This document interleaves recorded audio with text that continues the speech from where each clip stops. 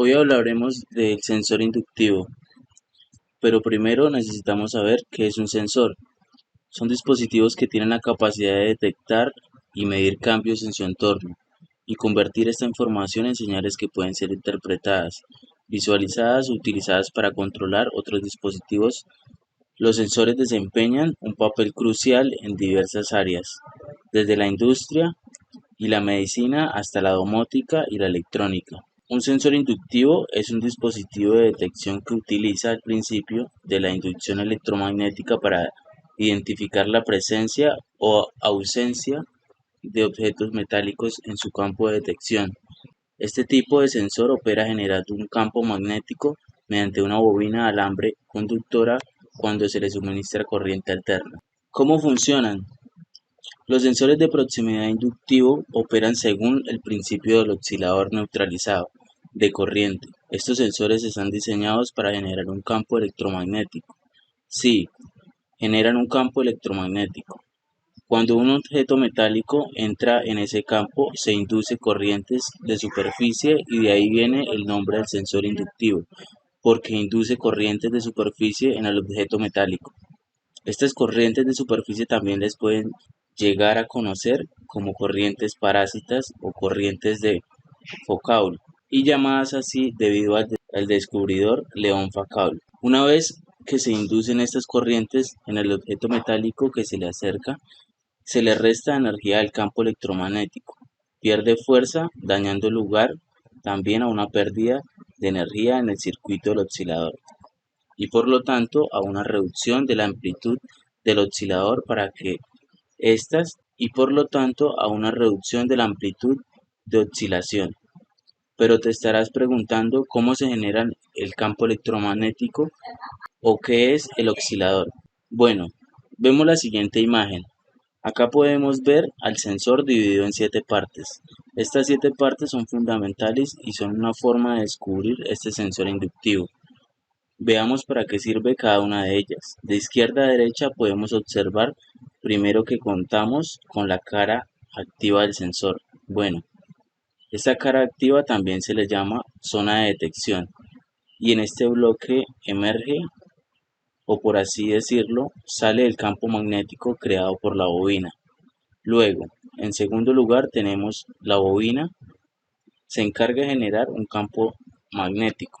Luego tiene lo que antes habíamos mencionado, un circuito oscilador. Este circuito oscilador actúa como una fuente de alimentación alterna para la producción del campo magnético. Luego tenemos un circuito rectificador que se encarga de transformar la señal del oscilador en una señal digital. Luego tenemos un circuito comparador también llamado Tiger, y es el bloque que se encarga de comparar la señal proveniente del rectificador con una señal umbral. Luego tenemos un indicador. Este indicador indica el estado del sistema, si está detectando o si no está detectando, y generalmente se utilizan diodos LED. Luego tenemos la etapa de salida, que se encarga de acondicionar la señal de salida que emana el circuito comparador a los valores ajustados de tensión o de corriente. Así que vemos cómo estas 7 partes son muy importantes para entender el funcionamiento de nuestro sensor inductivo. Ahora, teniendo en cuenta todas estas cosas, podemos entender un poco mejor cómo funciona el sensor inductivo. Esta distancia de sensado, o como vimos antes, distancia de activación, va a variar dependiendo del metal que nosotros utilicemos. ¿Por qué? Bueno, para tomar esta medida, esta distancia de sensado, también conocida como SN, que puede aparecer en distintas bibliografías, se utiliza un objeto patrón, un objeto que va a ser de acero de 37. En un objeto patrón, y todos los ensayos se toman a partir que ese objeto patrón que tiene ciertas distancias y cierto milimetraje, ahora como se toman todas las medidas y la distancia nominal en base a eso.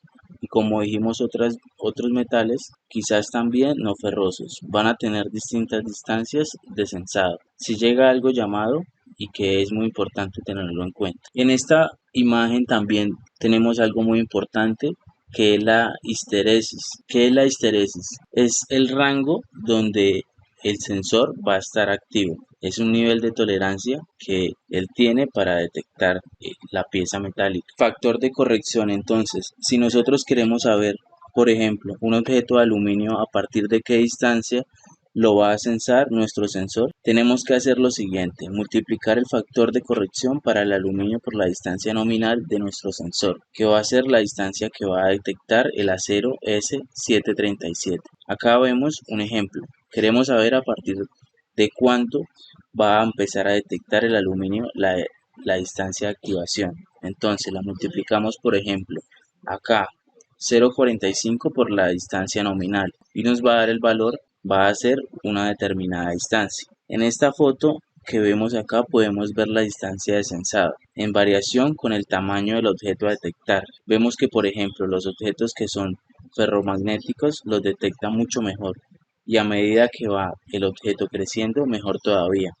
Pero por ejemplo el cobre y el latón van a tener una distancia menor de sensado, y es algo importantísimo a tener en cuenta, saber los factores de corrección y la distancia de sensado. Llegamos a otra parte importante de nuestro video en el que tenemos que empezar a analizar un poco el montaje de nuestro sensor, y más que nada cuando este montaje se hace en algo metálico. ¿Qué pasa?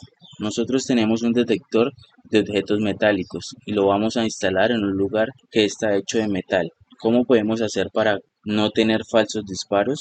Bueno, acá tenemos que empezar a diferenciar dos tipos de instalación. Una instalación donde el detector va enrasado, es decir, a ras de metal, y otra instalación donde él no va enrasado, donde la cara activa o la zona activa del sensor va afuera. Podemos verlo en la imagen que está a la derecha, que es donde sale el campo de nuestro sensor. Está afuera, no va al ras.